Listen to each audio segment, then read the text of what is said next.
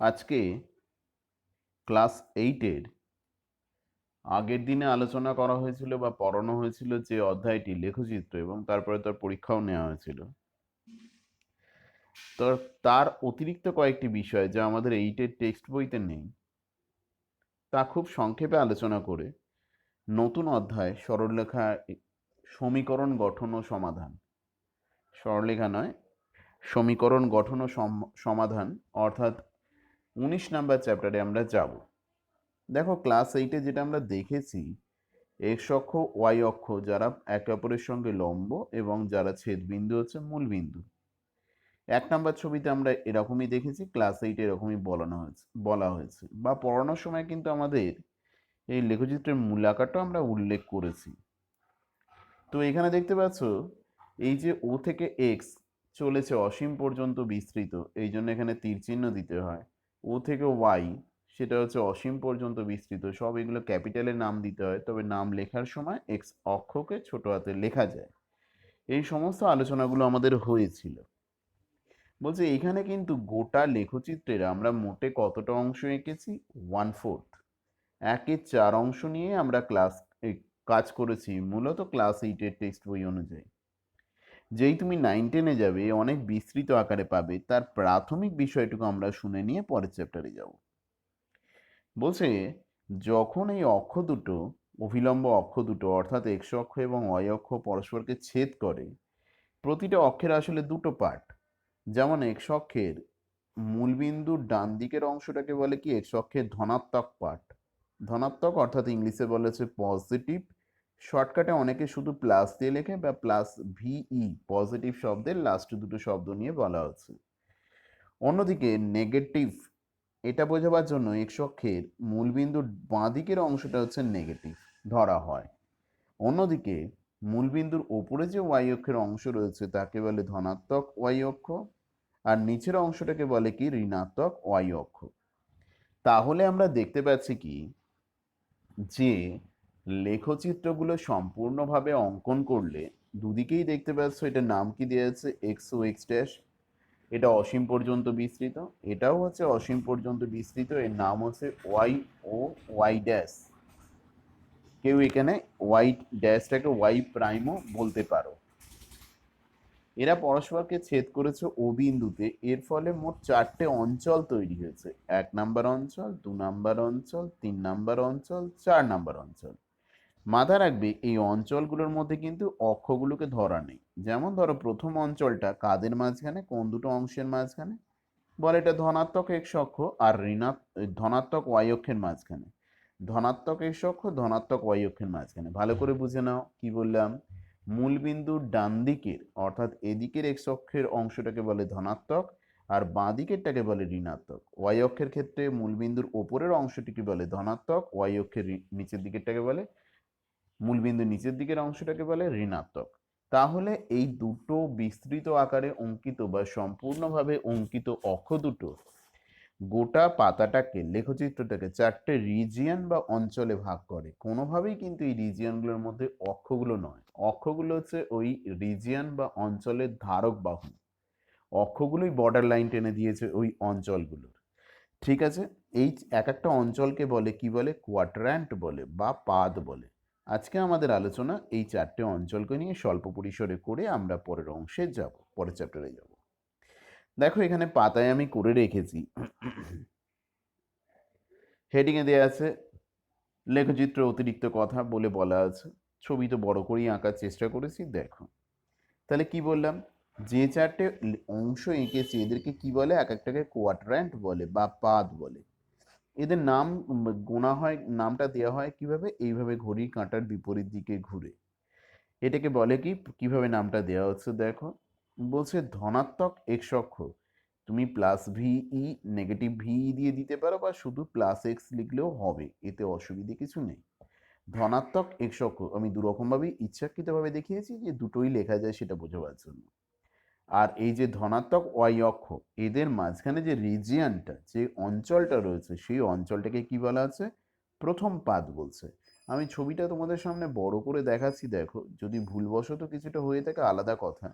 দেখো, কোনোভাবেই কিন্তু এই অঞ্চল বলতে ওয়াই অক্ষের ধনাত্মক প্রান্তে যত পারি কাছে যাব, কিন্তু টাচ করবে না।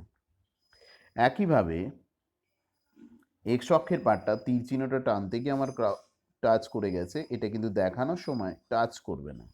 তার মানে এটা বোঝানো হচ্ছে যে এখানে যে পাদ বলতে, প্রথম পাদ বলতে কোন অংশটাকে বলছে? প্রথম পাদ বলতে বলা হচ্ছে এক্স অক্ষের, ধনাত্মক এক্স অক্ষের ঠিক ওপর থেকে শুরু করে ধনাত্মক ওয়াই অক্ষের পূর্ব পর্যন্ত যে রিজিয়নটা পাচ্ছি, সেই রিজিয়নটাকে আমি বলছি কোনোভাবেই কিন্তু অক্ষগুলো টাচ হবে না। মুখে বলে দিচ্ছি, মুখের কথাটা খেয়াল রাখো, পেন তো সবসময় এইভাবে দেখানো যায় না। এই যে রিজিয়নটা বলা হচ্ছে, এই রিজিয়নটাকে আমি কি বলবো? এই রিজিয়নটাকে বলা হচ্ছে ফার্স্ট কোয়াড্র্যান্ট। আচ্ছা, এর ধারক বাহু দুটো কি কি? ধনাত্মক এক্স অক্ষ, ধনাত্মক ওয়াই অক্ষ। তাহলে ভাবো তো, এখানে যে কোনো বিন্দুর অবস্থান যদি আমি বলি, তার ক্ষেত্রে ভুজ আর কোটির চিহ্ন কি হবে? কেন? ভুজ মাপে কি বরাবর? এক্স অক্ষ বরাবর গিয়ে, তার মানে ধনাত্মক এক্স অক্ষ বরাবর যাচ্ছি মানে এক্স পজিটিভ, উঠছি কোন দিকে? ধনাত্মক ওয়াই অক্ষের দিকে, মানে ওয়াই পজিটিভ। এই কারণে এখানে কি হয়, যে কোনো বিন্দু স্থানাঙ্কর ক্ষেত্রে ভুজ পজিটিভ হবে আর কোটিও পজিটিভ হবে। তো এটাকে বলে ফার্স্ট কোয়াড্র্যান্ট। একইভাবে সেকেন্ড কোয়াড্র্যান্ট দেখো, ছবির দিকে তাকিয়ে কোনটাকে বলছে? অ্যান্টি ক্লকওয়াইজে ঘুরে আমরা নামগুলো দেবো, নামগুলো দেওয়া হবে অ্যান্টি ক্লকওয়াইজে ঘুরে। তাহলে সেকেন্ড কোয়াড্র্যান্ট বা দ্বিতীয় পাদ কাকে বলা হচ্ছে? দ্বিতীয় পাদ হচ্ছে তোমার ধনাত্মক ওয়াই অক্ষের বাম দিক থেকে শুরু করে ঋণাত্মক এক্স অক্ষের আগে পর্যন্ত, অর্থাৎ এখান থেকে এর আগে পর্যন্ত এই যে রিজিয়নটা দেখো টাচ করে না, অক্ষগুলোকে টাচ করবে না, এই যে অংশটা দেখানো হচ্ছে, এটাকে বলে যত কাছে পর্যন্ত যেতে পারো, শুধু অক্ষটাকে টাচ করবে না, এটাকে বলা হয় দ্বিতীয় পাদ। তাহলে দ্বিতীয় পাদের ধারক বাহু দুটো কে কে? ধনাত্মক এক্স ওয়াই অক্ষ আর ঋণাত্মক এক্স অক্ষ। তার মানে ঋণাত্মক এক্স মানে এখানে ভুজ কি হবে? ঋণাত্মক। কোটি ওয়াই পজিটিভ, ওয়াই অক্ষ যেহেতু ধারক বাহু, তাই আমি কি বলবো? কোটিটা হবে ধনাত্মক। তাই এখানে কি লেখা হয়েছে? যে কোনো বিন্দু স্থানাঙ্ক যদি, এখানে যদি কোনো বিন্দু থাকে, তাহলে আমি কি করবো? এর অবস্থান মাপার জন্য প্রথমে আমি কি করব? ঋণাত্মক এক্স অক্ষ বরাবর গেলাম, ধনাত্মক ওয়াই অক্ষ বরাবর উঠলাম। তার মানে ভুজ হচ্ছে ঋণাত্মক, কোটি হচ্ছে পজিটিভ। কোশ্চেন মার্ক দিয়ে রেখেছি তোমাদের বলার জন্য, বুঝতে পারছো কিনা দেখো। এর পরের যে অঞ্চল আসছে 3 নম্বর অঞ্চল, সেটাকে বলা হচ্ছে তৃতীয় পাদ। এই তৃতীয় পাদে দেখো কি দেখতে পাচ্ছি আমরা। তাহলে এখানে তৃতীয় পাদ কোনটাকে বলবো? তৃতীয় পাদ বলা হচ্ছে তোমার ঠিক ঋণাত্মক এক্স অক্ষের নিচে থেকে শুরু করে ঋণাত্মক ওয়াই অক্ষের পূর্ব পর্যন্ত যে কৌণিক অঞ্চলটা আমি পাচ্ছি, সেটাকে বলা হচ্ছে থার্ড কোয়াড্র্যান্ট। তাহলে এর ধারক বাহু দুটো কি কি? মুখস্থ করার কোনো জায়গা তো আমি পাচ্ছি না। এর ধারক বাহু দুটো হচ্ছে এই দুটো। তার মানে এখানে ভুজ কোনটা? ঋণাত্মক এক্স অক্ষ বরাবর মাপতে হবে, কোটি মাপতে হবে ঋণাত্মক ওয়াই অক্ষ বরাবর। বুঝতেই পারছো, এখানে ভুজও ঋণাত্মক হবে, কোটিও ঋণাত্মক হবে। যদি এখানে কোনো বিন্দুর আমি অবস্থান এইভাবে দেখাতে চাই, কি করে মাপবো? এক্স এক্স অক্ষ বরাবর ভুজ ঋণাত্মক এক্স অক্ষ বরাবর আসছি বলে এটা মাইনাস হবে, তারপর ঋণাত্মক ওয়াই অক্ষের সমান্তরালে নামছি বলে এটা কোটিটাও মাইনাস হবে। বোঝা গেছে? আচ্ছা, এরপরে বলছি কি 4 নাম্বার অ্যান্টি ক্লকওয়াইজে আস্তে আস্তে আমরা 4 নাম্বার যে অংশটা পেলাম সেটা হচ্ছে এইটা। এই অংশে কি দেখতে পাচ্ছি? এখানে কে আছে? এখানে যেটা আছে সেটা হচ্ছে তোমার ধনাত্মক এক্স অক্ষ থেকে শুরু করে, মানে ঋণাত্মক ওয়াই অক্ষের ডান দিক থেকে শুরু করে ধনাত্মক এক্স অক্ষের আগে পর্যন্ত যে রিজিয়নটা আছে, ঠেকবে না বা টাচ করবে না, একাধিকবার বলেছি, সেটাকে বলা হচ্ছে চতুর্থ পাদ বা ফোর্থ কোয়াড্র্যান্ট বলা হচ্ছে। তাহলে এখানে ধারক বাহু দুটো কে কে? এই মুখস্থ করার কোনো ব্যাপারই নেই। ধারক বাহু দুটো কি কি? ধনাত্মক এক্স অক্ষ, তাহলে ভুজ কি হবে? পজিটিভ। আর এখানে আর একটা বাহু কি কি? কি হচ্ছে তোমার? আর একটা বাহু যেটা আছে ঋণাত্মক ওয়াই অক্ষ, তার মানে কোটি হবে মাইনাস। কি করে হচ্ছে? ধরো এখানে কোনো বিন্দু রয়েছে, তুমি এর অবস্থান বার করার সময় কি করবে? এইটা বরাবর এলে এবং এখানে, তার মানে প্রথমে ধনাত্মক এক্স অক্ষ বরাবর এলে ভুজ, তারপর ঋণাত্মক ওয়াই অক্ষের সমান্তরালে নামলে বলে এটা হচ্ছে কোটি মাইনাস। তো এটা মনে রাখার সহজ নিয়ম আছে। কিভাবে বলে এটাকে? এটাকে এইভাবে বলে, প্লাস প্লাস প্লাস, মানে ভুজও প্লাস কোটিও প্লাস, প্রথমে একটা ভুজ পরেরটা কোটি, তারপরে হচ্ছে মাইনাস প্লাস। যা বাবা, মুখস্থ করবো কেন? কারণ এখানে ভুজটা হচ্ছে কি ঋণাত্মক এক্স অক্ষ, তাই মাইনাস, অন্যটা হচ্ছে প্লাস, তারপরে হচ্ছে দুটোই মাইনাস, তারপরে হচ্ছে প্রথমটা প্লাস দ্বিতীয়টা মাইনাস। কেন গুলিয়ে যাবে? কেন গোলাবে? এটা ভুজ ধনাত্মক এক্স অক্ষ, এটা কোটি ঋণাত্মক ওয়াই অক্ষ। বোঝা গেছে? তাহলে কিভাবে একসাথে উচ্চারণ করব? প্লাস প্লাস প্রথম পাদে, দ্বিতীয় পাদে মাইনাস প্লাস, তৃতীয় পাদে মাইনাস মাইনাস, চতুর্থ পাদে হচ্ছে প্লাস মাইনাস হয়েছে। তাহলে এবার দেখো নিচের বিন্দুগুলোকে যদি আমি বলি যে কোনটা কোন পাদে অবস্থিত, যদি তোমাদের জিজ্ঞাসা করা হয় আশা করি বলতে পারবে। দেখা যাক কিভাবে বলা যায়। 4,5 এর দুটোই কি প্লাস, তার মানে এটা কোন পাদে হবে? প্রথম পাদে। খেয়াল করো, খাতায় তুলে বিন্দুগুলো লিখবে।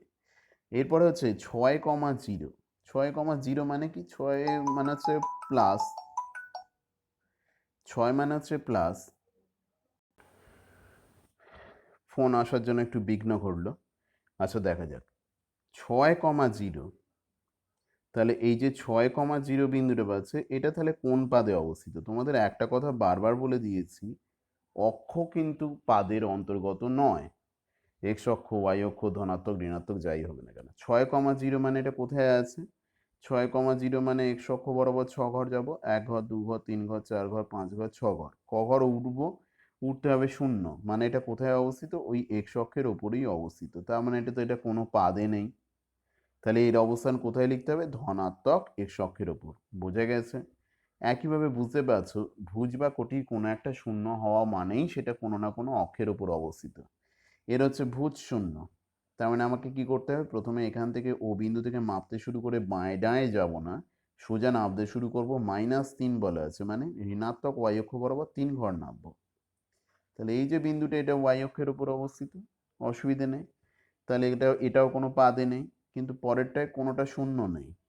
তাহলে -3,4 কার সাথে মিলছে দেখো, কার সাথে এটা মিলবে? -3,4 মানে কি? এক্স অক্ষ ঋণাত্মক, ওয়াই অক্ষ ধনাত্মক, ভুজ ঋণাত্মক, কোটি পজিটিভ। কোন পাদে মিলবে? এটা দ্বিতীয় পাদে অবস্থিত, তার মানে এটা সেকেন্ড কোয়াড্র্যান্ট হবে। একইভাবে এটা হবে কোথায়? এটা ঋণাত্মক এক্স অক্ষের উপর অবস্থিত। এইটা কোথায় হবে? 4,-5, 4,-5 মানে ফোর্থ কোয়াড্র্যান্টে হবে, কারণ ভুজ পজিটিভ, কোটি নেগেটিভ, ঋণাত্মক ওয়াই অক্ষ, ধনাত্মক এক্স অক্ষ দুটোই নেগেটিভ, মানে হচ্ছে থার্ড কোয়াড্র্যান্টে হবে। 0,0 মানে কোনো পাদে নয়, মূলবিন্দু অবস্থিত দুটো অক্ষের ছেদ বিন্দুতে অবস্থিত। লাস্টেরটা 0,6, এটাও বুঝতে পারছো ধনাত্মক ওয়াই অক্ষের উপর অবস্থিত, কোনো পাদে নয়। আশা করি এই ধারণাগুলো তোমাদের মাথার মধ্যে প্রবেশ করেছে। আজকে আমরা শুরু করছি আমাদের নতুন অধ্যায়। আমাদের হেডিং কি দেওয়া ছিল দেখো চ্যাপ্টারে? লেখচিত্রের অতিরিক্ত কথা ও একক চলযুক্ত একঘাত সমীকরণের সমাধান। এ প্রসঙ্গে আমরা একটু বলে নিই আগে যে একক চলযুক্ত মানে কি? চলরাশি মানে যার মান হচ্ছে পরিবর্তনশীল, বিভিন্ন কারুর না কারুর উপর নির্ভর করে পাল্টাবে। যেমন যেমন হচ্ছে আমি বাজারে গেছি চাল কিনতে, তাহলে কেজি চাল কিনবো একই দরের, তার উপর নির্ভর করছে চালের কত খরচ পড়লো কিনতে গিয়ে। 10 কেজি কিনলে যদি আমার 300 টাকা পড়ে, তাহলে 20 কেজি কিনতে গেলে আমার 600 টাকা পড়বে। ঠিক আছে? একইভাবে বাড়তে থাকবে। তার মানে এখানে চালের দামটা হচ্ছে পরিবর্তনশীল বা চলরাশি। বলছে এই সমীকরণ মানে হচ্ছে একটা সম্পর্ক। মানে যেমন উদাহরণ হিসেবে বলছি, তোমাদের 2 বন্ধু আছো, 2 বন্ধুর মধ্যে উচ্চতার পার্থক্য হচ্ছে 2 ইঞ্চি। 2 ইঞ্চি হচ্ছে উচ্চতার পার্থক্য। তার মানে যে হাইটে বড় তার থেকে ছোট জনের উচ্চতার পার্থক্য হচ্ছে 2। এই রকম গাণিতিক সম্পর্ককেই আমরা সমীকরণ বলি। মানে লম্বা ছেলের হাইট বিযুক্ত হচ্ছে কম্পারেটিভলি ছোট ছেলের হাইট, এই দুটোর বিয়োগফল হচ্ছে 2 ইঞ্চি। এই যে গাণিতিক সম্পর্ক, এটা হচ্ছে সমীকরণ। এই সমীকরণের মধ্যে যদি কোনো চলরাশি থেকে থাকে, যেমনটা এখানে বলা আছে, সরি, যদি এই সমীকরণের মধ্যে কোনো চলরাশি থেকে থাকে, তো একটাই চলরাশি থাকে, তখন ওই সমীকরণটার নাম হয়ে যায় একক চলযুক্ত। ঠিক আছে? দুটো থাকলে দ্বিচলযুক্ত, ত্রিচলযুক্ত, এইভাবে চলে, আমরা পরবর্তী ক্লাসগুলোতে পাবো। এবার বলছে একঘাত মানে কি? সাধারণত আমরা ক্লাস 8-এ এই চলরাশিটাকে এক্স দিয়ে ধরি, যে কোনো অ্যালফাবেট দিয়ে লিখতে পারো। প্রচলিত রীতি হচ্ছে বেশিরভাগ ক্ষেত্রে আমাদের এই চলরাশির মান বার করতে হয় ওই গাণিতিক সমীকরণ বা সম্পর্ক থেকে। তাই এই অজানা কোনো কিছুকে ধরে নেবার আমাদের প্রবণতা যেহেতু এক্স আছে, তাই সাধারণত এই একক চলটাকে, অর্থাৎ একখানা যে চলরাশি থাকে তাকে আমরা এক্স দিয়ে ধরি। আর আমরা ক্লাস 8-এ যত অঙ্ক পাবো, সমীকরণ পাবো, তাতে দেখতে পাবো এক্স এর সর্বোচ্চ ঘাত কত আছে? 1। স্কোয়ার কিউব পাবো না, এগুলো আমরা পরবর্তী শ্রেণীতে শিখব। তাই এখানে বলে কি একক চলযুক্ত একঘাত সমীকরণের সমাধান। ক্লাস 9-এ এরকম দুটো করে সমীকরণ নিয়ে আমরা সমাধান করব, দুটো করে চলরাশি থাকবে। তখন সেই সমীকরণগুলোর নাম হয়ে যাবে দ্বিচলযুক্ত একঘাত সহ সমীকরণের সমাধান। ঠিক আছে, আমরা ক্লাস 8-এ যেটা শেখার সেটাকে যত্ন নিয়ে শিখি, তারপরে পরবর্তী ক্লাসের কথা ভাবা যাবে। তো আগে আমরা বুঝি ব্যাপারটা, যে সমীকরণটা কি। এ পুরো তোমাদের বইয়ের টেক্সট বইয়ের যে অংশ তা ধরেই আমি উদাহরণটা বোঝাচ্ছি, তোমাদেরও খেয়াল করতে তাহলে সুবিধা হবে সেই কারণে। দেখো বলে যাচ্ছে, বলছি কি দেখো, এইখান থেকে দেখো, শিবানী যতগুলো মার্বেল ধ্রুবকে দিল, মহুয়া তার দ্বিগুণ অপেক্ষা 18টি বেশি মার্বেল দিল। কি হলো, শিবানী যতগুলি মার্বেল ধ্রুবকে দিল, ধরলাম এক্সট্রা মার্বেল দিয়েছে, মহুয়াকে কটা দিয়েছে, তার দ্বিগুণ, মানে এক্স এর দ্বিগুণ হচ্ছে 2x প্লাস 18টা দিয়েছে। ও, তাহলে শিবানী যদি ধ্রুবকে এক্সট্রা মার্বেল দেয়, মহুয়াকে কটা দিয়েছে, 2x প্লাস 18। বোঝা গেছে? তাহলে সেটাই এখানে লেখা আছে। আমরা ধরে নিয়েছি শিবানীর মার্বেল হচ্ছে এক্সটি, তার মানে শিবানী ধ্রুবকে দিয়েছে এক্সট্রা, তার মানে মহুয়াকে দিয়েছে 2x প্লাস 18। এই এক্স এর মান যদি একের জায়গায় 2 হয়, তখন মহুয়াকে দেওয়া মার্বেলের সংখ্যাটাও পাল্টাবে। এটা যদি 3 হয়, 4 হয়, এটার মান পাল্টাবার সঙ্গে সঙ্গে মহুয়ারকে দেওয়াও মার্বেলের সংখ্যাটা পাল্টাবে। তাই এখানে এক্সটাকে কি বলা হচ্ছে, চলরাশি। ঠিক আছে, দেখো তো এবার এক এক করে আমরা মান বসিয়ে দেখি। যদি শিবানী মহুয়াকে একটা দেয়, অর্থাৎ একটা মার্বেল দেয়, এক্স এর জায়গায় যদি 1 ধরি, তাহলে এই যে 2x প্লাস 18 রয়েছে তার মান কত বেরোবে। 1 দিলে 2 ইন্টু 1 মানে হয়ে যাচ্ছে তোমার 2 ইন্টু 1 মানে হচ্ছে 2 প্লাস 18 মানে হচ্ছে 20। তাহলে এখানে কত লিখবো, 20 লেখা আছে। একইভাবে যদি এক্স এর জায়গাটা আমি 2 ধরি, তখন হয়ে যাবে 2 দুগুণে 4 প্লাস 18 মানে 22।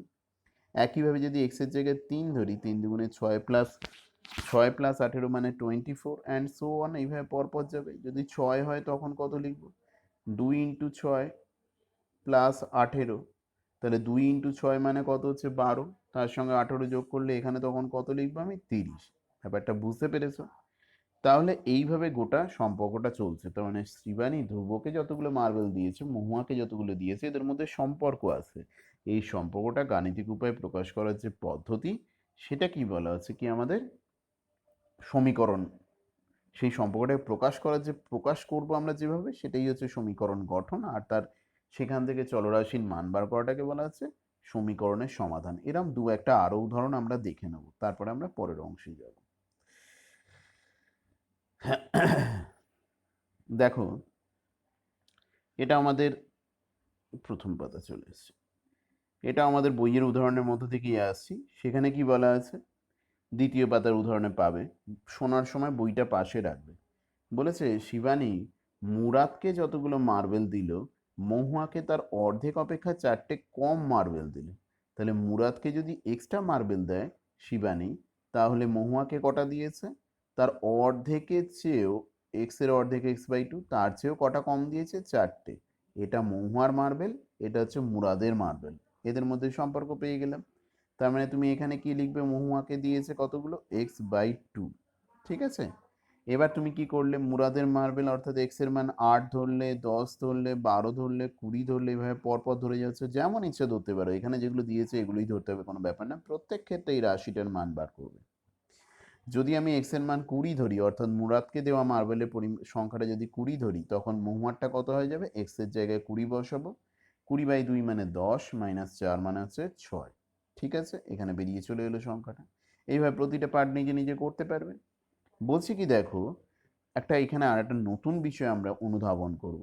এই যে সম্পর্কগুলো বলা হচ্ছে, সেই সম্পর্কগুলোর ক্ষেত্রে চলরাশির একটা নির্দিষ্ট করে মান রয়েছে। এই যে আমি ধরছি এক্স এর মান 8 ধরছি, এক্স এর মান 10 ধরছি, এক্স এর মান 12 ধরছি, তখন কি হয়ে যাচ্ছে, এই যে এদের মধ্যে সম্পর্ক, সমীকরণটা যে আমি গঠন করলাম, তার যে যথাযথ সম্পর্ক, সেটা দেখবো মেনে চলবে এই চলরাশির নির্দিষ্ট কিছু মানের জন্য। যে কোনো মানের জন্য কিন্তু এটা মানা সম্ভব হবে না। কিভাবে ব্যাপারটা হবে দেখো, বলছে কি, আমরা যে বার করলাম, যদি এক্স এর মানটা 20 হয়, যদি আমরা এক্স এর মানটাকে 20 ধরি, তখন হচ্ছে মহুয়ার মার্বেলের সংখ্যা কত হয়ে যাচ্ছে, x/2 - 4। তাহলে এক্স এর জায়গায় যদি তুমি 20 বসিয়ে দাও, ফলাফলটা কত আসছে তোমার, এই x/2 - 4 সংখ্যাটা পুরো রাশিটার মান আসছে তোমার কত, 6।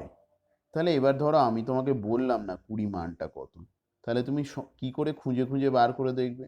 এক্স এর জায়গায় 1 2 3 4 5 6 এরকম বসিয়ে বসিয়ে দেখবে এক্স এর মান কত হলে এদিকটা 6 হয়। এক্স এর মান যত হলে এই সম্পর্কটা সত্যি হবে, এটা তো একটা সম্পর্ক। x - 2/4, x/2 - 4 = 6, এটা একটা সম্পর্ক। তাহলে এই সম্পর্কটা কি এক্স এর সমস্ত মানের জন্যই সত্যি? দেখা যাক। ধরো এক্স এর মানটা আমি 28 ধরলাম, তাই যদি হয় তখন 28/2, এক্স এর জায়গায় আমি 28 লিখে দিয়েছি, -4 কত হচ্ছে তখন? তখন হয়ে যাচ্ছে 14 - 4 10। কই, তখন তো আর 6 হচ্ছে না। তার মানে বুঝতে পারলাম, সরি, তার মানে বুঝতে পারলাম যে এটা হচ্ছে 10। তার মানে বোঝা যাচ্ছে যে এই যে 6টা, এটা কিন্তু এক্স এর সমস্ত মানের জন্য এই 6টা আসবে না, কেবলমাত্র একটা নির্দিষ্ট মানের জন্যই আসবে। এক্স এর ওই নির্দিষ্ট মানটাকে এই সম্পর্কের ক্ষেত্রে একটা কি বলে, রুট বলে, বাংলায় কি বলে, বীজ বলে, অথবা বলে সমাধান, ওই সমীকরণের সমাধান বলে। তাহলে ব্যাপারটা বুঝে দেখো, এই যে আমরা একটা এখানে সমীকরণের সম্পর্ক পেলাম, একটা একটা করে মান বসিয়ে প্রত্যেকটা ক্ষেত্রে আলাদা আলাদা সম্পর্ক পাবো। যখন 8 দিয়ে করব তখন ডান দিকে একটা সংখ্যা পাবো, 6 পাবো না আমি। 10 বসালে তখন একরকম ডান দিকে সংখ্যা পাবো। তার মানে এই 6টা পাওয়া যাবে এক্স এর কোনো একটা নির্দিষ্ট মানের জন্যই পাওয়া যাবে, সেটা হলো 20। তার মানে এই সম্পর্কটার ক্ষেত্রে x = 20 হলো ওই সমীকরণটার বা ওই সম্পর্কটার একটা এক্স এর মান। এই মানটাকেই বলা হবে বীজ বা রুট, যে মানের জন্য এই সমীকরণ বা সম্পর্কটা সত্যি বলে মনে হবে, বাঁ দিকটা আর ডান দিকটা সমান হবে। বোঝা গেল কি রুট বা বীজ কাকে বলে? প্রশ্ন হচ্ছে এরকম একটা সম্পর্কের ক্ষেত্রে কটা রুট আছে বা বীজ থাকবে কটা। বলছে দেখো, আমরা হেডিং এ বলে এসেছি এটা হচ্ছে একঘাত। এটা কেমন সমীকরণ? একঘাত সমীকরণ, অর্থাৎ এক্স এর সর্বোচ্চ ঘাত এক্স এই একই দেখতে পাবো। কোনো অঙ্কের মধ্যে আমরা x² x³ পেলেও দেখবে অটোমেটিক সেটা কেটে গেছে, লাস্ট লাইনে কখনোই এক্স এর উচ্চ ঘাত থাকবে না, অর্থাৎ x² x³ কিছুই থাকবে না, রুট এক্স কিছুই থাকবে না। যে যদি চলরাশির ঘাতটা সর্বোচ্চ একই হয়, তবে এখান থেকে ওই সমীকরণের কটা মান থাকবে বা বীজ থাকবে? একটাই। 9-এ উঠলে আমরা জানতে পারবো, যদি এমন কোনো সমীকরণ থাকে যেখানে এরকম কিছু একটা লেখা আছে, দেখতেই পাচ্ছ এখানে হচ্ছে এই চলরাশিটার এক্স এর সর্বোচ্চ ঘাত 2, তাহলে এক্স এর দুটো মানের জন্য এই সমীকরণটা সিদ্ধ বা মেনে চলা সম্ভব। কিন্তু ভেবে দেখো, আমরা আজকে যেটা শিখলাম x/2 - 4 = 6, এখানে এক্স এর কটা মানের জন্য এই সমীকরণটা সম্ভব? কেবলমাত্র একটা, কারণ এখানে এক্স এর সর্বোচ্চ ঘাত কত, 1। তার মানে এই সমীকরণে কটা বীজ থাকা সম্ভব? কেবলমাত্র একটা। দেখো বইতে এখানে দিয়েছে 86, তার মানে ডান দিকে হবে, তার মানে এক্স এর মান কত হলে হবে? আমি কি করব, এক্স এর মান 1 2 3 4 5 ধরে বসিয়ে প্রত্যেকবার চেক করব। এটা কি কোনো পদ্ধতি হলো? এটা কি সম্ভব কখনো করা? বলছে এইভাবে মান বসিয়ে বসিয়ে চেক করা একটা বিস্তৃত এবং বড় পদ্ধতি, জটিল পদ্ধতি। এই জন্য যেভাবে আমরা এক্স এর মান সংক্ষেপে দ্রুত বার করে নিতে পারি, সেটাকেই বলা হচ্ছে সমীকরণের সমাধান। তাহলে আমরা শুরু থেকে কি কি শিখলাম? একঘাত, একচল সমীকরণ কাকে বলে সেটা বোঝার চেষ্টা করেছি, চলরাশি কাকে বলে বোঝার চেষ্টা করেছি, সমীকরণ মানে কি সেটা বোঝার চেষ্টা করেছি, তার পাশাপাশি বীজ কাকে বলে। এবং আমরা ক্লাস 8-এ যে সমীকরণগুলো নিয়ে হ্যান্ডেলিং করব, তাদের বীজের সংখ্যা সর্বোচ্চ কটা হতে পারে? সর্বোচ্চ নয়, এখানে অপশান একটাই, কেবলমাত্র একটা হতে পারে। তো এখানে এবার আমরা শিখব কি করে এই সমাধানগুলো করে অত্যন্ত দ্রুত এবং সহজে মান বসিয়ে চেক করে করে না করে সরাসরি আমি কি করে মানটা বার করতে পারবো। দেখা যাক, আমরা আসছি এরপরে আস্তে আস্তে সমাধান পদ্ধতি শিখব। তার জন্য কতগুলো কৌশল আছে, সেই কৌশলগুলো আমাদের রপ্ত করে নিতে হবে, তবেই আমরা এখান থেকে অত্যন্ত সহজে ওই অজানা রাশিটার মান কিন্তু বার করতে পারবো। সেটাকেই সমাধান করার পদ্ধতি বলে। আসছি এরপরে। তো দেখা যাক এরপর, এর পরের পাতায় আর একটা এরকম উদাহরণ আছে। এখানে কি বলেছে দেখো, এখানে বলা আছে শিবানী অশোককে যতগুলো মার্বেল দিল বইতে পাবে, এগুলো সব বইতে ছকেতে করবে পেন্সিল দিয়ে, চ্যাপ্টার শুরু করার আগে এইগুলো করে তবে অনুশীলনী শুরু করবে, বইতে সাজানো খুব সুন্দর আছে। মার্বেল দিল, মহুয়াকে তার 5/2 অংশের চেয়ে 3টে কম দিল। তার মানে কি করব, অশোককে দিয়েছে আমি ধরে নিয়েছি, যেটা জানি না সেটাকে এক্স ধরলাম। তাহলে মহুয়াকে কটা দেবে, যে অশোককে যতগুলো দিল তার 5, তার 5 গুণের অর্ধেক মানে 5x/2। এবার কি বলেছে, তার চেয়েও 3টে কম দিয়েছে -3। তাহলে এটা কার, এটা হচ্ছে মহুয়ার মার্বেল। মহুয়া কতগুলো মার্বেল পেয়েছে। উদাহরণ হিসেবে বলছি, যদি এক্স এর মানটা 10 হয় তখন বুঝতেই পারছো মহুয়ার মার্বেল কটা হবে। এক্স এর জায়গায় 10 বসালে নিচে 2 এর সঙ্গে কাটাকুটি হয়ে গিয়ে 25 পাবো, 25 - 3 মানে 22 পাবো। তার মানে এক্স এর মান 10 না হলে কখনোই মহুয়ার মার্বেলের সংখ্যা 22 হবে না। এই যে এক্স এর মান 10 পেলে, যার জন্য এই সম্পর্কটা সঠিক বলে মনে হবে কত, যে 5x - 5x/2 - 3 সমান হচ্ছে 22, এইটা সমান যে 22, এই সম্পর্কটা কখন সঠিক বলে মনে হবে, এক এবং একমাত্র এক্স এর মান 10 হলে। এই যে এক্স এর মান 10, এটাকেই বলা হচ্ছে এই সমীকরণের বীজ। আশা করি তোমরা বুঝতে পেরেছো এবং খুঁজে দেখতে পারো এর একাধিক বীজ পাওয়া সম্ভব নয়। কেন সম্ভব নয় যুক্তি দিলাম, বাকি আমরা উঁচু ক্লাসে তো আরো বুঝতে পারবো। যার ঘাত যত, যদি কোনো সমীকরণে এক্স এর সর্বোচ্চ ঘাত কিউব হয়, তাহলে জেনে রেখো তার বীজ কটা থাকবে, 3টে থাকবে। সে আমরা পরে পাবো, 9-10-এ আসবো, পরপর পাবে এগুলো। এইভাবে যদি কোনো চলরাশির ক্ষেত্রে দেখা যায় কোনো সমীকরণে সর্বোচ্চ ঘাত, উদাহরণ হিসেবে বলছি 10 হয়, সর্বোচ্চ ঘাত থাকে, এবং অনেক উঁচু ক্লাসে গিয়ে আমরা তার সমাধান হয়তো শিখবো, সেখানে জানতে পারবে এক্স এর বিভিন্ন 10খানা মানের জন্য তোমার কি হবে, এই সম্পর্কটা সঠিক হতে পারে। সেগুলো আমাদের পরের কথা, শুধু জানিয়ে রাখলাম চলরাশির ঘাতের সঙ্গে বীজের সংখ্যার একটা দারুণ সম্পর্ক আছে। কি সম্পর্কটা কি, চলরাশির ঘাত, সমীকরণের মধ্যে চলরাশির সর্বোচ্চ ঘাত যা হবে, সর্বোচ্চ ঘাত মানে কি, আমি সমীকরণটা কি পেয়েছি, এরকম সমীকরণ যে লিখছি, মনে করো 5x+7 = 8 পেয়েছি যে কোনো বিষয়তে। তার মানে এখানে চলরাশি ক জায়গায় আছে, এক জায়গায় আছে, যার মধ্যে x এর সর্বোচ্চ ঘাত কত, 1। তার মানে বীজ কত হবে, 1। বুঝতে পেরেছি। আবার এটাও হতে পারে 7x+2x হচ্ছে 6x - 5, আমি এটা মন গড়া লিখেছি। এখানে 3 জায়গায় এক্স আছে, কিন্তু এক্স এর সর্বোচ্চ ঘাত 3 জায়গাতেই থাক না কেন, সর্বোচ্চ ঘাত কত, কোথাও x⁴ এর বেশি নেই। তার মানে এখানেও কিন্তু এই এক্স এর সমাধান করে কটা মান পাবে, একটাই পাবে। এটাকেই বীজ বলা হচ্ছে। আচ্ছা, এই ছবিগুলো আমরা দেখিনি, তাহলে আমাদের একটু বুঝতে সুবিধা হবে। বলছি কি, দেখো এখানে এই বর্গক্ষেত্র তৈরি করতে আমার কটা করে দেশলাই কাঠি লেগেছে, 4টে করে। এবং অদ্ভুত ব্যাপার, এখানে কিন্তু কোনো দেশলাই কাঠি পাশের বর্গক্ষেত্রের সঙ্গে কমন নেই, অর্থাৎ আগের বর্গক্ষেত্রে কোনো বাহু পরের বর্গক্ষেত্রে কোনো বাহুর কমন নয়, সাধারণ বাহু নয়। বলছে তার মানে আমি যদি একটা বর্গক্ষেত্র করে তৈরি করতে এইভাবে দেশলাই কাঠি সাজিয়ে 4টে করে আমার দেশলাই কাঠি লাগে, তাহলে 10টা তৈরি করতে কত লাগবে, 40টা। এরকমভাবে এক্সট্রা যদি আমি তোমার বর্গক্ষেত্র সাজাতে চাই, তাহলে মোট কটা দেশলাই কাঠি লাগবে, একটা দিয়ে করতে লাগে 4টে, একটা একটা বর্গক্ষেত্র করতে, তাহলে 10টা বর্গক্ষেত্র লাগবে তোমার 4 × 10, 10টা। আমাকে যদি বলে এক্স খানা বর্গক্ষেত্র করতে হবে, তাহলে 4x লাগবে। বোঝা গেল? তার মানে বলছে এইখানে কি বলা আছে, মনে করো আমার এরকম ভাবে আমি কটা কাঠি লেগেছে, মানে বলছে এক্স খানা বর্গক্ষেত্র তৈরি করতে মোট কাঠি লাগে 4x। বলছে আমি মোট 20টা কাঠি ব্যবহার করেছি। তাহলে ভাবো তো, সাধারণ ঐকিক নিয়ম তোমার কি বলে, একটা 4টে কাঠি দিয়ে একটা বর্গক্ষেত্র হয়, মানে একটা বর্গক্ষেত্র করতে গেলে 4টে কাঠি লাগে। তাহলে 20টা কাঠি দিয়ে কটা বর্গক্ষেত্র হবে, 5টা। ও, তার মানে এই এক্স এর মান কত, 5, যখন 4x = 20 হবে। এইখানে এক্সটা হলো সেই আগে যা বলেছিলাম বীজ। এই হচ্ছে বীজের ধারণা, যে মানের জন্য চলরাশির যে মানের জন্য সম্পর্কটা সঠিক হবে বলে বলা যেতে পারে। একইভাবে নিজেরা এগুলো করে দেখবে। এইচ এরটার ক্ষেত্রে বা কেটা হচ্ছে ওপরে এই বর্গক্ষেত্রের মতো, কিন্তু এইচ এরটার ক্ষেত্রে একটা ব্যাপার রয়েছে, কি দেখো, এইচ এর ক্ষেত্রে কি রয়েছে, এখানে মোট কটা আমি ব্যবহার করেছি, এইখানে ব্যবহার করা হচ্ছে মোট একটা এইচ তৈরি করার জন্য 5টা ব্যবহার করেছি, একটা, দুটো, মাঝখানে একটা, 3টে, নিচে দুটো, 5টা। কিন্তু এই যে সাইডের দুটো রয়েছে, এই দুটো কিন্তু পরের এইচ এর ক্ষেত্রে কমন।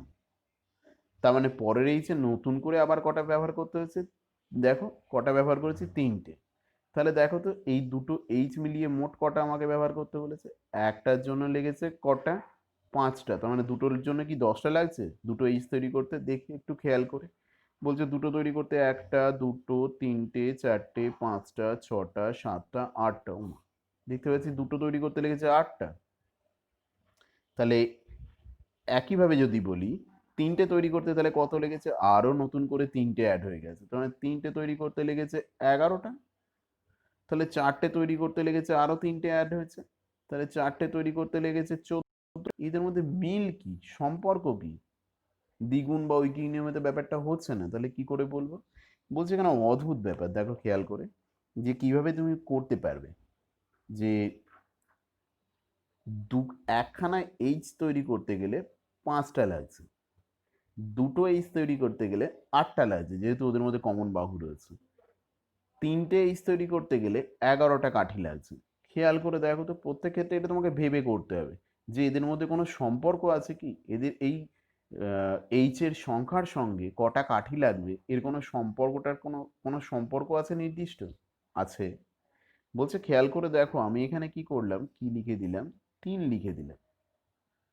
আর এখানে এন লিখতে পারো অথবা এক্স লিখতে পারো। মানে আমি কি বলতে চাইছি, যদি এন এর মানটা 1 বলি তাহলে আমার কটা কাঠি লাগবে? দেখো 3 ইন্টু 1 প্লাস 2 মানে কটা হলো? 3 ইন্টু 1 প্লাস 2 মানে কটা কাঠি লাগছে? 5টা। হয়েছে? যদি আমি এন এর জায়গায় 2 লিখি মানে দুখানা এইচ তৈরি করতে চাইছি, তার জন্য আমার কত লাগবে? 3 দুগুণে 6 আর 2 8টা। ও মিলে যাচ্ছে তো। যদি এন এর জায়গায় 3 লিখি, 3 তিরিকে 9 প্লাস 2 মানে 11টা। তার মানে বুঝতে পারলাম এইচ তৈরি করার ক্ষেত্রে এইচ এর সংখ্যা যদি এক্স হয় তাহলে প্রয়োজনীয় কাঠির সংখ্যা কত হবে? 3x plus 2। বোঝা গেছে? 3x plus 2। যদি এই 3x প্লাস 2 সমান 17 হয় তাহলে আমি কটা এইচ পাবো? যদি এটা 17 হয়, কত পাচ্ছি? 17। তাহলে আমার কটা এইচ লাগবে ভেবে দেখো তো। 1 2 3 করে বসিয়ে দেখো কত পাচ্ছ। দেখবে এক্স এর মান যদি 5 বসাই তখন হচ্ছে 5খানা এইচ তৈরি করতে 17টা কাঠি লাগছে। কিন্তু কিন্তু এইভাবে বসিয়ে বসিয়ে আমরা করব না, আমরা সমাধান করে বার করব। সেটাই আমরা আজকে আলোচনার মধ্যে বারবার বলবো। তাহলে দেখো, এইটুকু আশা করি এতক্ষণে বোঝানো গেছে সমীকরণ কি, সমাধানটা কি করে হয় সেটা এখনো শেখানো হয় না, আর বীজ কি। দেখো এইখানে এক্স এর মান যদি আমি 5 না বসিয়ে অন্য কিছু লেখার চেষ্টা করি তাহলে কিন্তু মোটেই কাঠির সংখ্যা 17 আসবে না। অর্থাৎ এই সম্পর্কে তথা সমীকরণের বীজ কটা? একটি, সেটা শুধুমাত্র হলো 5। তো এইখানে দেখো আমরা এটাও বইয়ে তোমাদের যে এখানে একাধিক সমীকরণ দিয়ে দিয়েছে, তোমাকে এক এক করে বসিয়ে দেখতে হবে, কারণ আমরা এখনো সমাধান শেখাইনি। বলছে তুমি বসিয়ে দেখো এই যে সমীকরণটা বা সম্পর্কটা আছে, কাদের ক্ষেত্রে সম্পর্ক, কি সম্পর্ক জানি না, একটাই চলরাশি এক্স রয়েছে যার সর্বোচ্চ ঘাত হচ্ছে 1, পাওয়ার হচ্ছে 1।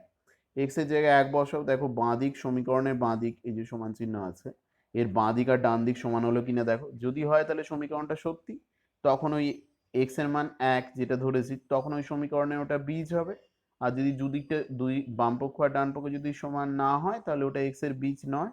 দেখা যাক, এক্স এর মান 1 হলে বাঁ দিকের মান হচ্ছে 10 প্লাস 3 ইন্টু 1 দ্যাট ইজ 13 পাচ্ছি। অন্যদিকে ডান দিকটা কত পাচ্ছি? 25 মাইনাস 2x। 25 মাইনাস 2x এর মান কত হলো? 25 মাইনাস 2x এর মান হয়ে গেল 25 মাইনাস 6 মানে কত হচ্ছে? 19।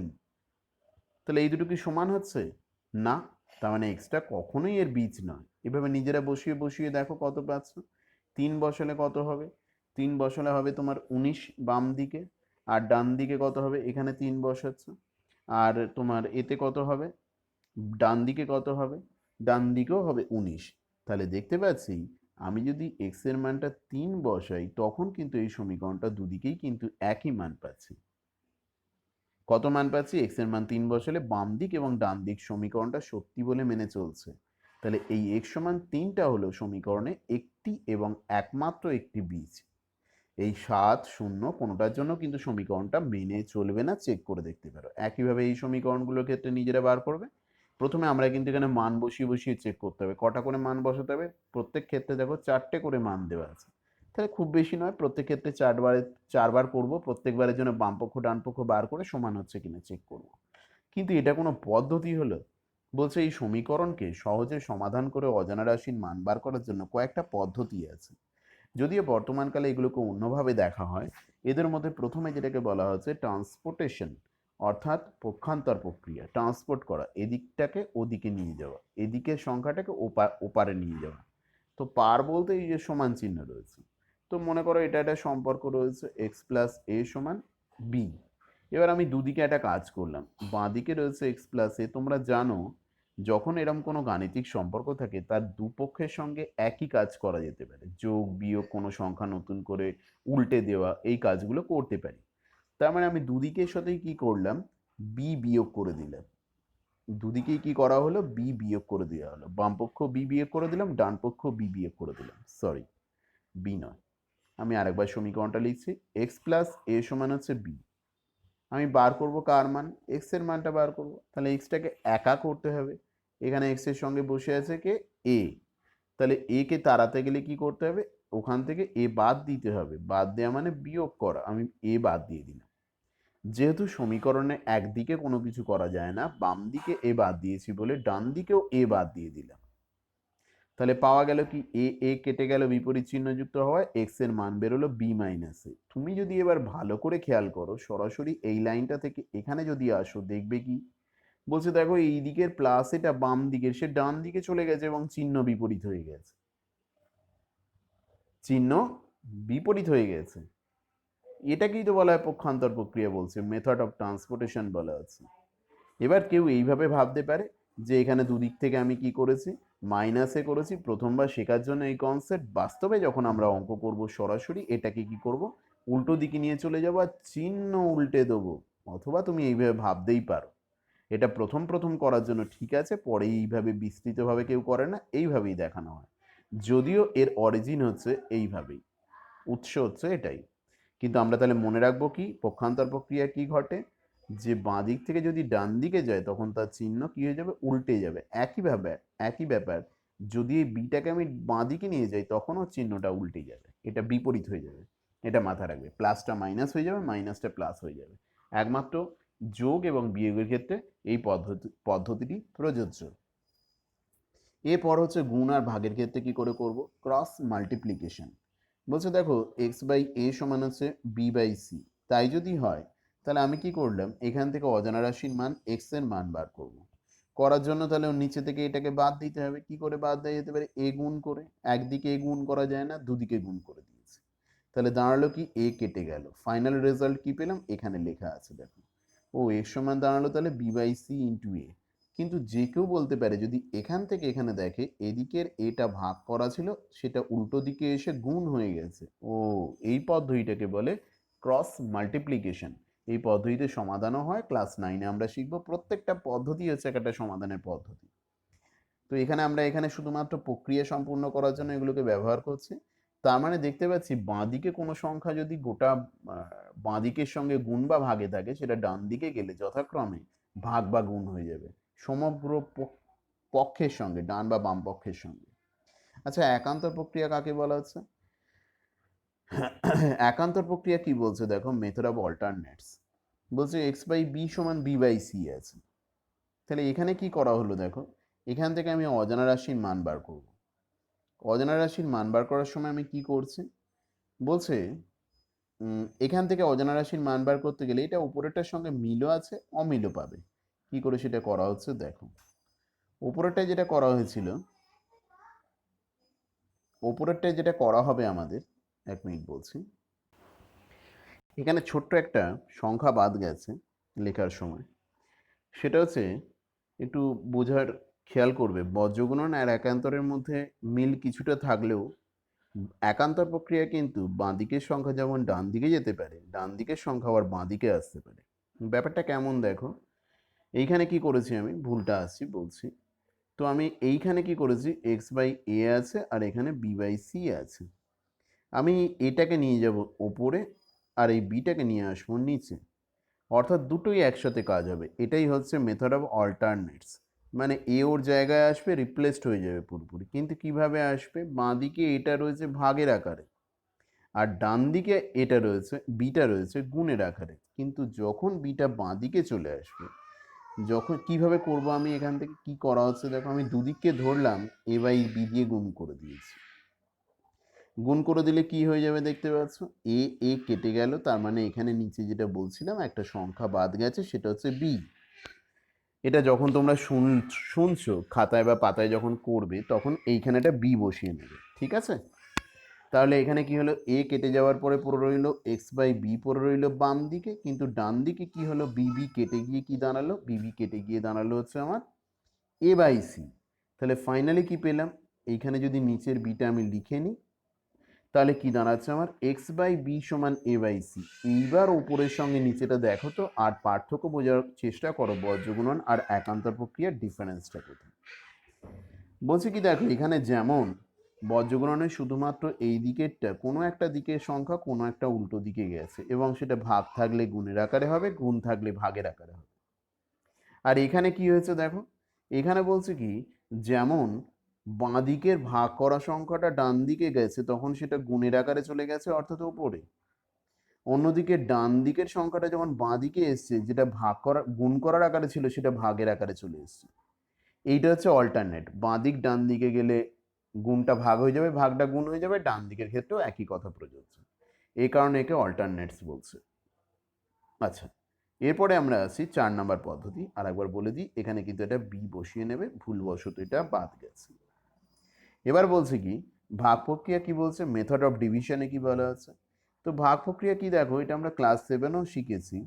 2x প্লাস 5 আছে, তার নিচে 3 আছে, তাহলে 3 দিয়ে কাকে ভাগ করব, 2x কে না 5 কে? বলে ওদের মাঝখানে যোগ চিহ্ন দেওয়া আছে, তার মানে 2x কেও 3 দিয়ে ভাগ বোঝায়, এটা মানে 5 কেও 3 দিয়ে ভাগ বোঝায়। কথায় লেখার সময় ক্লাস 7-এ করেছি।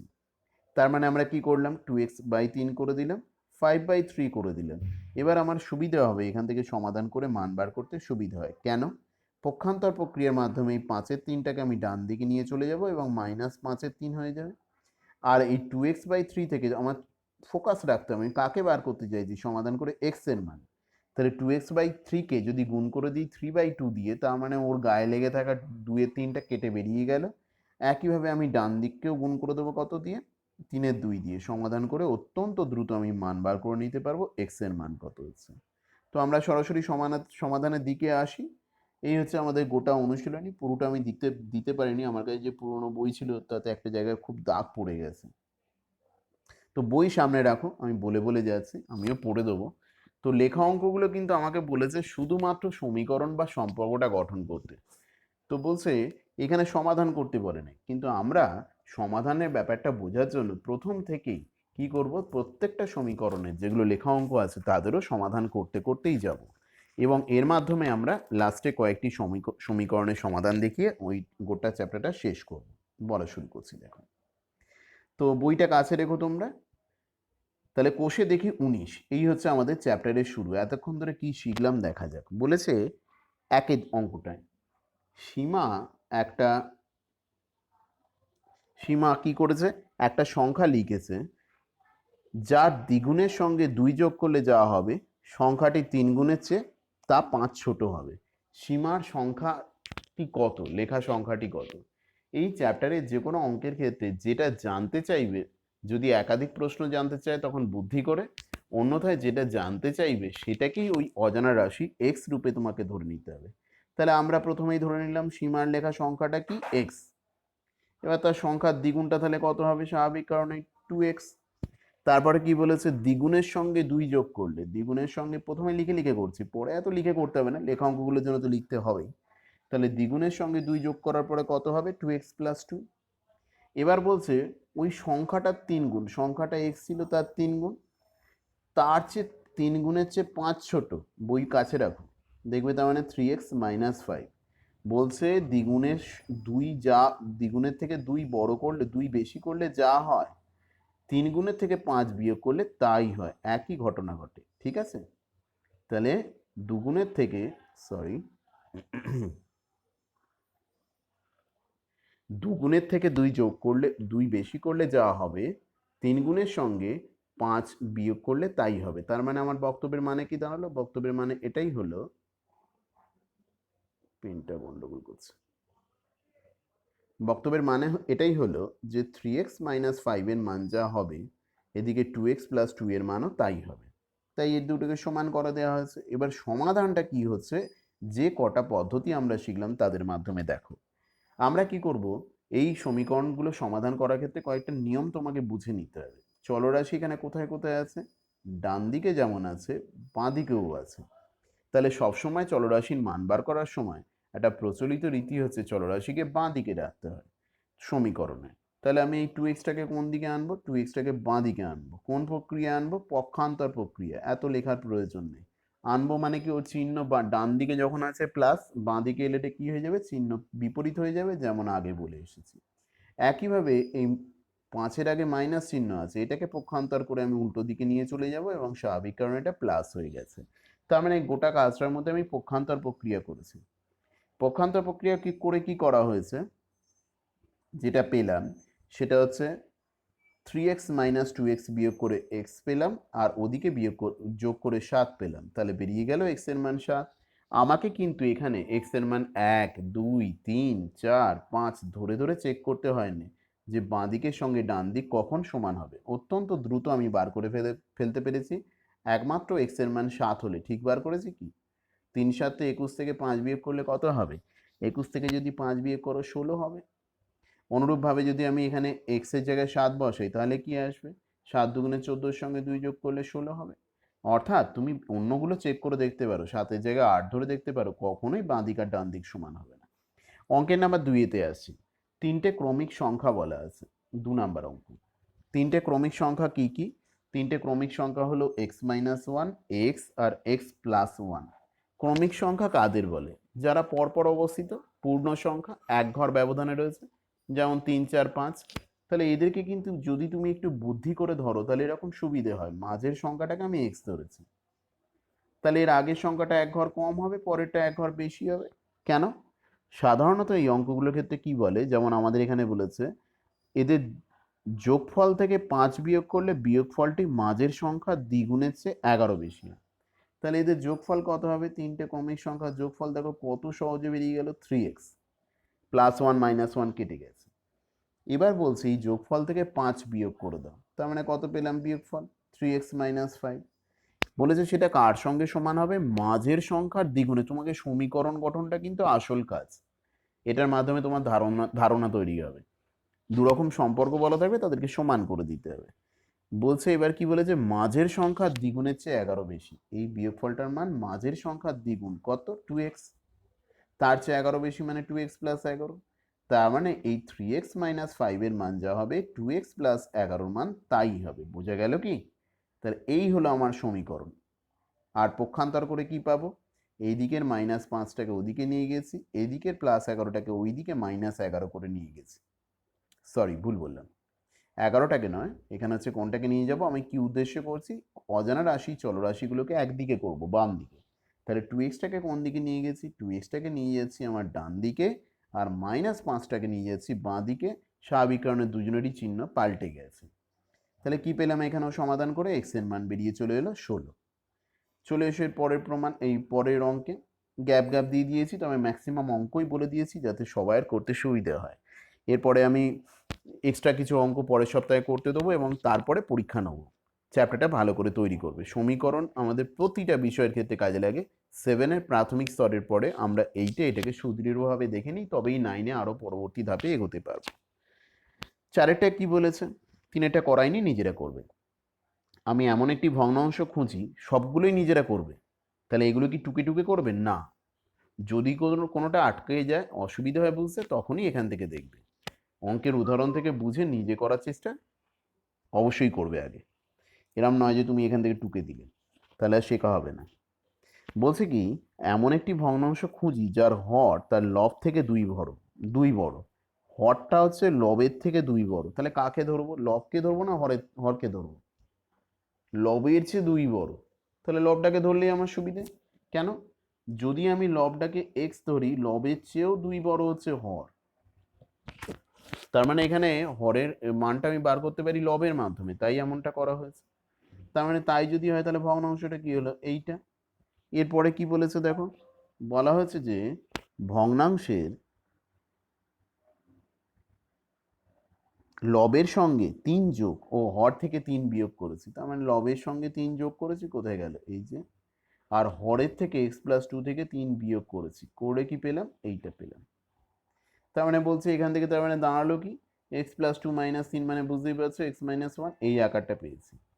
এবার যদি আমি একে কি করি, কোনাকুনি গুণ করে দেওয়া হয়, তখন যে আকারটা দেখতে পাবো সেটা কি হয়ে গেল, সেটা হয়ে যাচ্ছে তোমার দেখো, এটা আসলে এই 3টাকে এদিকে নিচে ভাগ হিসেবে ছিল, যেটা আমরা একান্তর প্রক্রিয়া দেখেছি, সেটা এদিকে উঠে এসছে কিভাবে, 3 হিসেবে গুণ হিসেবে উঠে এসছে, আর এদিকে x-1টা ভাগ হিসেবে ছিল, সেটা এদিকে চলে এসছে বিপরীত দিকে গুণ হিসেবে চলে এসছে। ঠিক আছে, তার ফলে আমরা কি পেলাম, এখান থেকে একে ব্র্যাকেট তুলে দিয়ে ভেঙে দিলাম। এরপরে কাজ তো আমাদের পুরোনো এই পদ্ধতিগুলো শিখতে হবে, বেসিক পদ্ধতিগুলো মাথায় ঢোকাও। যখন আমি এই রকম আকারে চলে এলাম, তখন আমি কি করব, যতজনের মধ্যে এক্স আছে সবাইকে বাঁ দিকে আনবো। কি করে আনবো, পক্ষান্তর। এখানে 7x প্লাস হিসেবে রয়েছে, মাইনাস করে নিয়েছি। সংখ্যাগুলোকে সব ডান দিকে করব, +9 ছিল মাইনাস করে দিয়েছি, দাঁড়ালো -4x সমান -16। তুমি যে কোনো উপায়ে তোমার সুবিধা মতো করতে পারো, এভাবেও ভাবতে পারো যে দুদিককে আমি -4 দিয়ে ভাগ করেছি। প্রশ্ন হচ্ছে কেন -4 দিয়ে ভাগ করতে গেলাম, কারণ তোমার উদ্দেশ্য হচ্ছে এক্স কে বার করা। এক্স এর সঙ্গে কে গুণ করা আছে, -4, কি করে দূর হবে, -4 দিয়ে ভাগ করে, তাই এখান থেকে আমি বেরিয়ে গেল। অথবা তুমি ইনস্ট্যান্ট করতে পারো, যখন সরগর হয়ে যাবে তখন এই লাইনটার দরকারই নেই, তখন আমি সরাসরি করতে পারি এক্স এর মান হলো 4।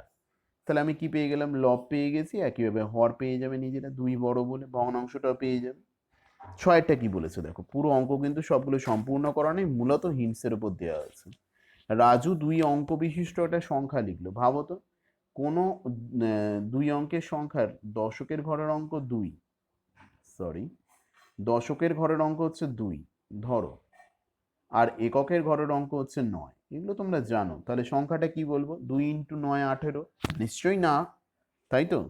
তাহলে কি করে লিখবো, দশকের ঘরের সঙ্গে 10 গুণ করবো, সংখ্যাটা যেটা আছে, যুক্ত এককের ঘরের অঙ্ক, এইভাবেই তো লেখে। তাহলে যদি এমনটা ঘটে, দশকের ঘরে আমার আছে ওয়াই, এককের ঘরে আছে এক্স, তখন তাহলে সংখ্যাটা কি হবে, একই হবে, 10y + x। যদি উল্টো হয়, এখানে এক্স থাকে, এখানে ওয়াই থাকে, তখন কি লিখবো, 10x + y। কিন্তু বলার কিছু অপেক্ষা রাখে না, x + yও হবে না, x × yও হবে না। এইটুকু মাথায় রেখে আমরা 6এরটা শুরু করি। বলছে কি, একক স্থানীয় অঙ্ক হচ্ছে এক্স, অঙ্কে বলে দিয়েছে। আর কি বলে দিয়েছে, দশক স্থানীয় অঙ্ক হচ্ছে তার 3 গুণ। তাহলে সংখ্যাটা কি হবে, দশকের ঘরের সংখ্যাকে 10 দিয়ে গুণ করে গুণফলের সঙ্গে এককের অঙ্ক যোগ করে দেবো। যোগ করে কত পেলাম, 31x। এবার বলছে স্থান বিনিময় করে দিয়েছি, মানে আমি এবার দশকের অঙ্কটা ধরছি এক্স, তাই যদি হয় তাহলে সংখ্যাটা হচ্ছে কত লিখবো, দশকের সংখ্যা ইন্টু হচ্ছে 10, যুক্ত স্থান বিনিময় হয়ে গেছে, আগের দশকের অঙ্ক এখন হচ্ছে এককের অঙ্ক, যোগ করে পেলাম 13x। আগে সংখ্যাটা 31x, এখন হচ্ছে 13x, এদের অন্তর্ফল হচ্ছে কত বলে দিয়েছে অঙ্কে, 36। তাহলে সিম্পল, এখানে কিছু পক্ষান্তরের ব্যাপার নেই, সিম্পল বিয়োগ করে দিলাম, 31 থেকে 13 বিয়োগ করে যা বেরোবে অত এক্স হবে সমান 36। কত পাবে এটা বিয়োগ করে, 18 পাবো। তার মানে 18x সমান হচ্ছে 36। এবার আমি কি ভাববো, তুমি কি করতে পারো, এক্স এর মানটা বার করতে চাও, তার মানে 18কে ভাগ করে তাড়াতে হবে, এইভাবে ভাবতে পারো। অথবা কেউ এইটাও করতে পারে, সরাসরি এদিককার 18কে নিয়ে চলে গেছে, যেমন আমরা দেখে এসেছি বজ্রগুণনে, উল্টো দিকে গিয়ে কি হয়ে গেছে, সেটা ভাগ হয়ে গেছে, তো বেরিয়ে চলে এলো এক্স এর মান 2, এভাবে করতেই পারো। আমরা এলাম পরেরটায়। পরেরটা কি বলেছে দেখো, 7এরটায়। 7এরটায় বলা হয়েছে দুটো সংখ্যার যোগফল দেয়া আছে, বিয়োগফল দেয়া আছে, সংখ্যা দুটো কি কি। আমি ধরে নিলাম ছোট সংখ্যা হচ্ছে এক্স, তুমি তোমার ভাইয়ের থেকে 3 বছরের বড়, তাহলে ভাইয়ের বয়স যদি তোমার 10 হয়, তোমার বয়স কত, তুমি 3 বছরের বড়, 13। ঠিক তেমনই ছোট সংখ্যাটা ধরে নিয়েছি এক্স, ওদের অন্তর্ফল হচ্ছে 15 বিয়োগফল, তার মানে বড়টা কত হবে, বড়টা হবে ছোটটার থেকে 15 ঘর বেশি, এই তো বড়টা পেয়ে গেছি। এবার বলছি কি, এদের যোগফল কত, 89। বাকি তোমাদের উপর ছাড়লাম, সমাধান করবে, প্রত্যেকটা সমীকরণের সমাধান করবে, যদিও আমাদের বইতে কি বলা আছে, শুধুমাত্র সমীকরণ গঠন করে রাখতে। 8এরটা, 830কে দুটো পার্টে ভাঙা হয়েছে, এই আমি ধরে নিয়েছি একটা পার্টে এক্স, তাহলে অন্য পার্টটা 830 - x। এবার বলেছে প্রথম পার্টের 30% অপর পার্টের 40% অপেক্ষা 4 বেশি। প্রথম পার্টের 30% মানে এক্স ইন্টু 30/100। যার যা সমাধানে অসুবিধা হবে আমাকে হোয়াটসঅ্যাপে জানাবে। অন্য পার্টের 40%-এর কি হবে, থেকে 4 বেশি, ব্যাস, মানে ওদের অন্তর্ফল হচ্ছে 4। এবার এটাকে সমাধান করার চেষ্টা করবে, অসুবিধা হলে বলবে, যদিও আমাদের এখানে সমীকরণ রাখলেই যথেষ্ট। আর এর কিন্তু সবই তোমার মতো উত্তর বইয়ের মতো মিলে যাবে না। ওরা 830টাকেও প্রথম পার্ট ধরতে পারে, কেউ আবার এক্সটাকেও প্রথম পার্ট ধরতে পারে, এই জন্য কিছু যায় আসে না। 9-এর অঙ্কটায় কি বলেছে, 56কে দুটো অংশে ভাগ করেছি, প্রথম অংশের 3 গুণ, দ্বিতীয় অংশের 1/3 থেকে 48 বেশি। তাহলে দুটো পার্টে ভাগ করেছো, প্রথম অংশের 3 গুণ হচ্ছে 3x, সেটা হচ্ছে এখানে আবার একটু ঘুরিয়ে দেখি, যেভাবে এখানে বলেছে এইভাবেও করতে পারে কেউ, কতটা বেশি এটা দেখাবার জন্য। দ্বিতীয় অংশের 1/3, 1/3-এর তুলনায় 48 বেশি, তাহলে দ্বিতীয় অংশের 1/3-এর সঙ্গে 48 যোগ করে দিয়েছি, ওটা হচ্ছে প্রথম অংশের 3 গুণের সঙ্গে সমান। এর সমাধান কি করে করবো এটা একটু দেখে রাখো। এখানে ভাগ প্রক্রিয়া কি করেছি, 3 দিয়ে দুজনকেই ভাগ করে দিয়েছি, সংখ্যাকে আলাদা করে দিয়েছি, আর এক্স এর পার্টটাকে আলাদা করে দিয়েছি, 48 যেমন ছিল পড়ে রয়েছে। পরের লাইনে এক্সটাকে কোন দিকে নিয়ে আসবো, পক্ষান্তর করে বাঁ দিকে নিয়ে এসেছি, প্লাস হয়ে গেছে।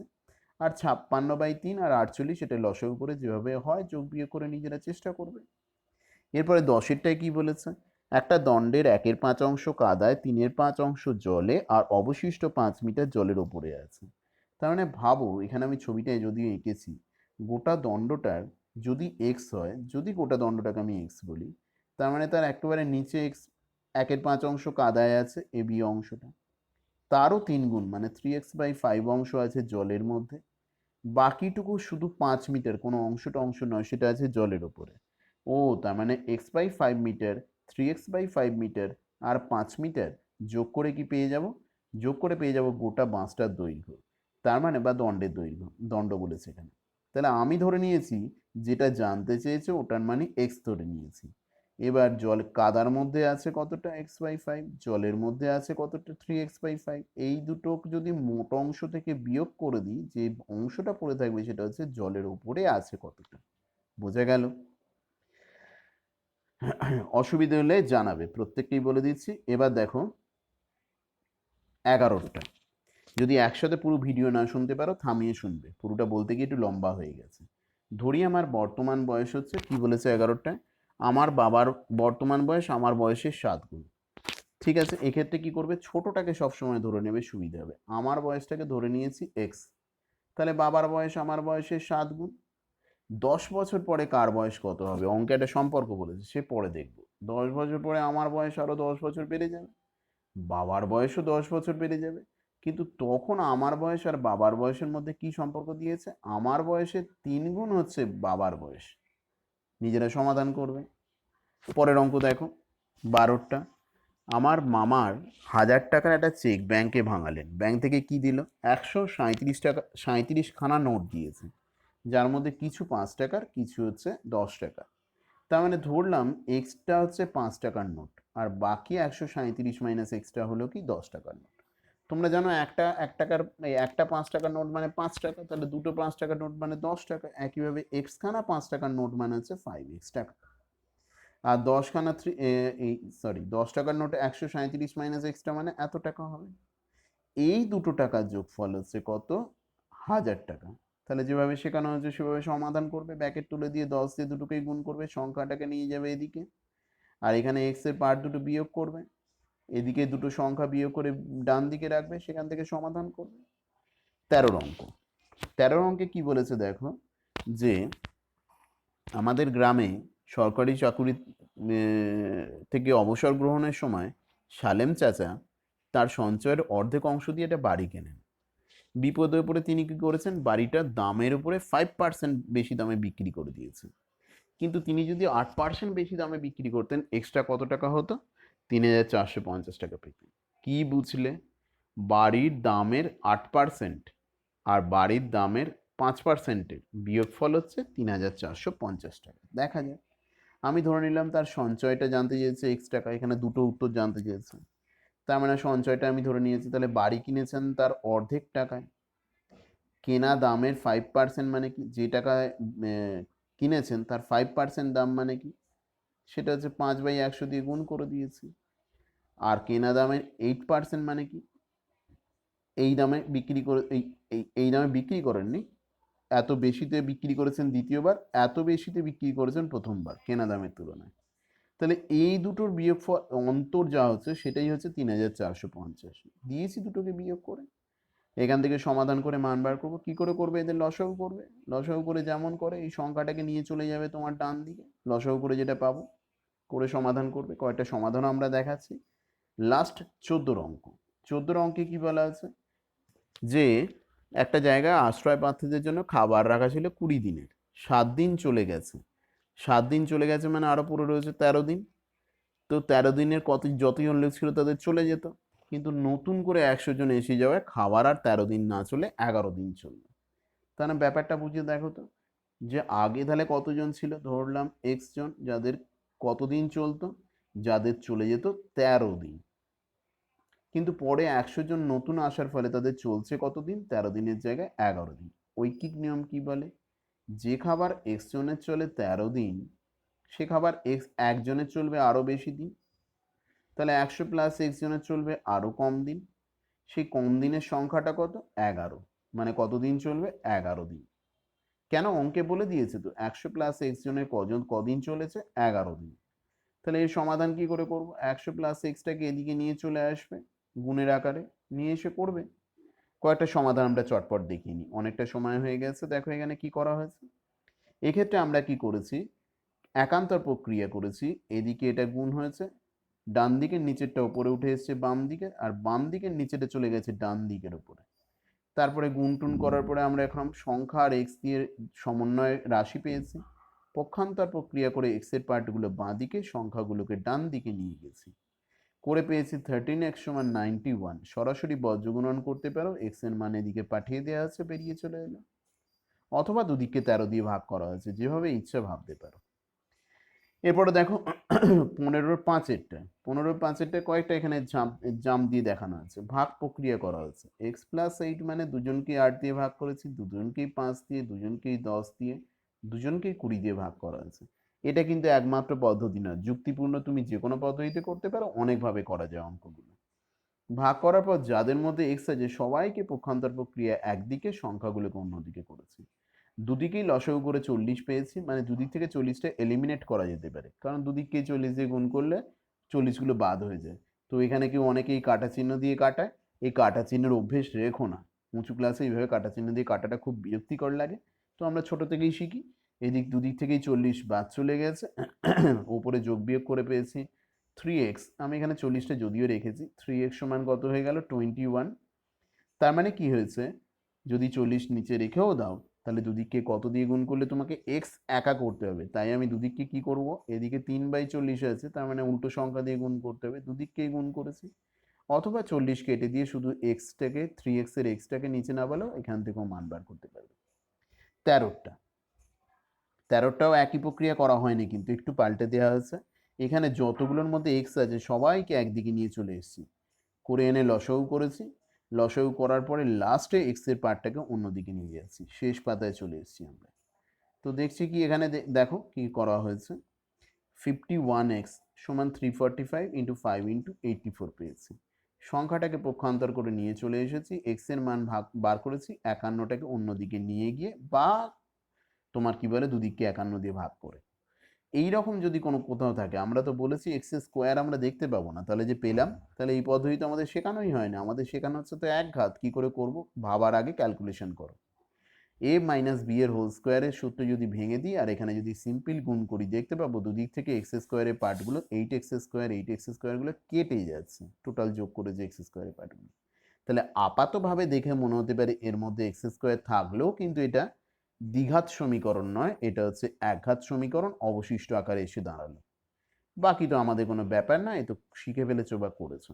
পাক্কা 1 সপ্তাহ সময় দেওয়া হবে, এর মধ্যে সমাধান করো, যথাযথভাবে সমাধান করে পাঠাবে, যেটা অসুবিধা হবে এর মধ্যে আমাকে জানাবে।